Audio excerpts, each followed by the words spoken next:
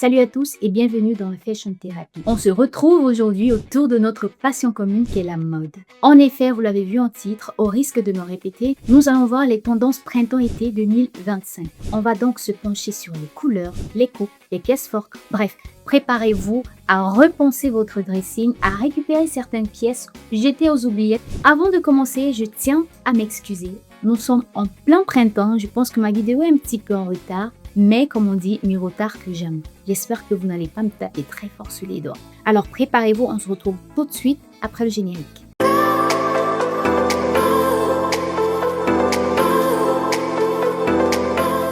Les couleurs tendances de la saison.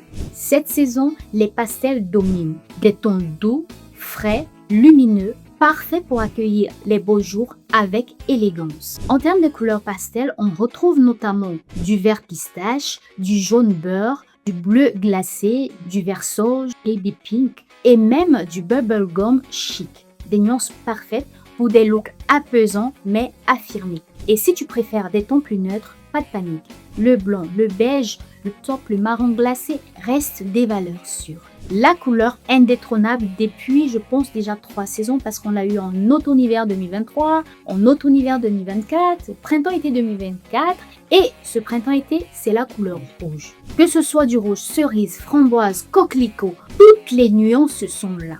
On a pu l'apercevoir chez Prada, chez Givenchy, chez Gallia et je vous mettrai quelques références. On a pu les apercevoir sur les différents catwalks. Alors le rouge est une couleur qui se porte facilement en veste, en pantalon, en jupe, en accessoires. Bref, c'est la touche passion de votre style. Pour les plus audacieux, les couleurs flashy telles que de l'orange brûlé, du bleu électrique sont mises à l'honneur.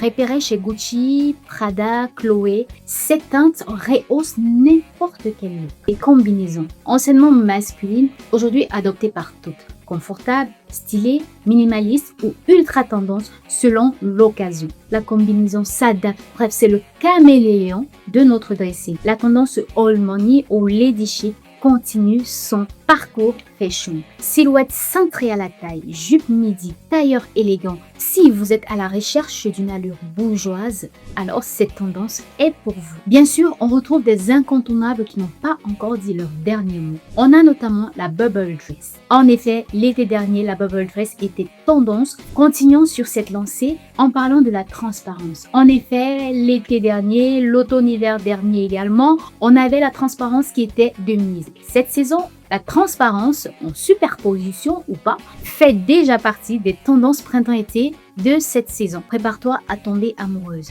Les robes à volant style bohème font leur grand retour. Fluide, romantique, parfait pour flâner dans la ville ou danser jusqu'au bout de la nuit. On a également le boho chic qui est tendance sur cette saison. Ses franges, ses clous, ses matériaux naturels donnent un air de liberté, de voyage, une nonchalance bien étudiée. La tendance t-shirt à slogan, année collège, revient en force. Aperçue sur le catwalk de Stella McCartney, chez Miu Miu, chez Céline, je crois. Bref, je vous mettrai des références en images. Cette saison, on a également la tendance Pilate Girl. Silhouette sportive, des vêtements près du corps, mais toujours élégants.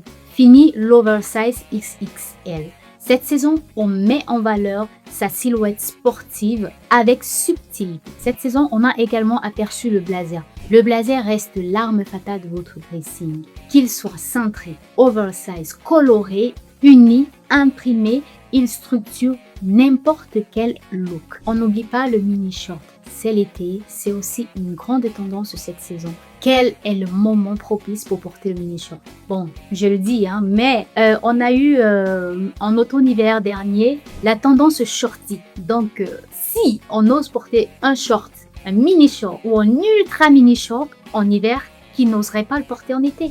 C'est le moment propice pour mettre ses belles jambes en l'air. Enfin, bref, le short est une tendance de cette saison. Qu'en est-il des imprimés? Cette saison, on freine un petit peu sur l'imprimé léopard. Mais attention, la vache, le zèbre et le python prennent le relais. Outre ces imprimés, on voit aussi des imprimés baroques, des inspirations rococo, de l'imprimé Vichy, des pois. Oui, des pois, cette saison, les pois sont encore tendance. Je pense que là, c'est la troisième saison que les pois sont tendance. Et également, on a des fleurs, imprimés floraux, qui sont tendance. Et bien sûr, des rayures dans toutes les tailles.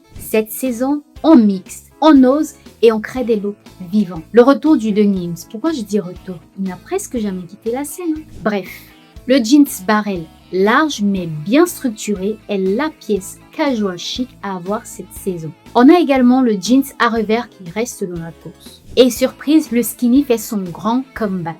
Et oui, il revient discrètement. Il s'associe parfaitement avec un blazer oversize et une chemise fluide. Voilà les grandes lignes des tendances de cette saison. Alors dis-moi, quelle tendance te fait de l'œil? Plutôt bubble dress, la tendance à pois, Vichy ou alors de l'orange brûlé, fleur, blazer? Dis-moi en commentaire, j'ai hâte de te lire. Merci d'avoir regardé jusqu'au bout. N'oublie pas de liker, commenter, partager et surtout de t'abonner. N'oublie pas également d'activer la petite cloche de notification pour ne rien manquer des prochaines vidéos. Je suis DK, ici la Fashion Thérapie. On s'habille, on s'assume, on s'exprime. À très vite pour une nouvelle dose de style. Bisous.